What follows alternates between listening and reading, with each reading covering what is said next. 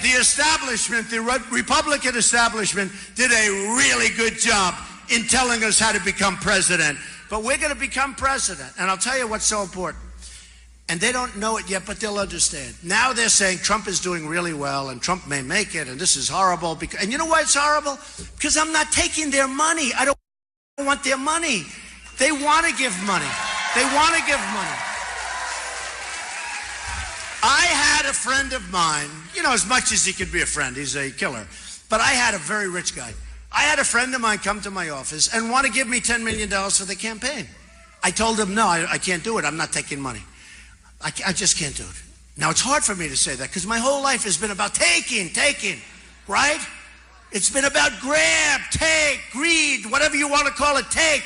Now it's about taking for the United States. We're going to take. It's true. But he said to me, Donald, I want to give you $10 million. And I'm going like, oh, how do I turn down? I don't want it. No, it's just I'm so unaccustomed. Usually I'd say, no, make it 15, okay? Right? But I'm not taking. I spend a lot of money, I don't take. So what happens is he says, no, I want to get. So after about 5 minutes, I convince him I really don't want his money. And we shake hands, he gets up. I said, by the way, what are you going to do now? He said, well, I'm going to pick another candidate. Now, I'll tell you why. No, I'll tell you, and I wasn't insulted. In fact, just the opposite. They're gamblers. They love the action. They love the action. They're gamblers. These guys are gamblers. I guess I am too. I pick people. You know, he would rather give $10 million and be in the game than have the affection of Donald Trump, be with Donald Trump, but Donald doesn't want your money, and Donald's not going to do what you tell him to do if I win, right? It's true. It's true. Sort of a good story. But it's true, they're gamblers. And when I look at him, I mean, he said, you're going to be the best. There's nobody like you, you have to take it. I have another friend of mine, great guy, very, very wealthy guy, very well known to the press, and probably most of you, actually.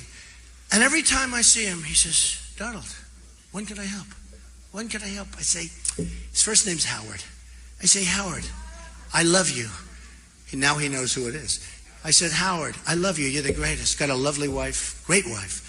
I said, Howard, I love you, but I can't take your money. I'm not going to take it. I don't need it. I don't want it. I want to self-fund. I want to do it. I want to work for the people. That's it. And once I start taking their money, it's different. He goes like this. No, you don't understand. I really want to give you the money. He didn't know.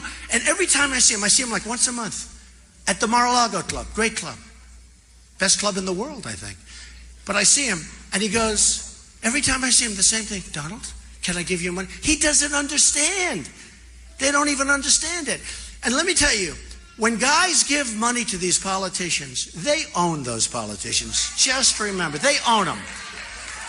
And when they want help with military purchases, with electrical, with energy, with anything, pharmaceuticals, these guys are going to do whatever they tell them because they're going to be running again for office and they're going to want them, and it becomes like the evil chain. So I just tell you, folks, I'm self-funding. I don't think that I get credit for it. I don't think, in other words, when you go to this group, I love you. But I love the guys on the football field even more, 7,000. I love you even more than these.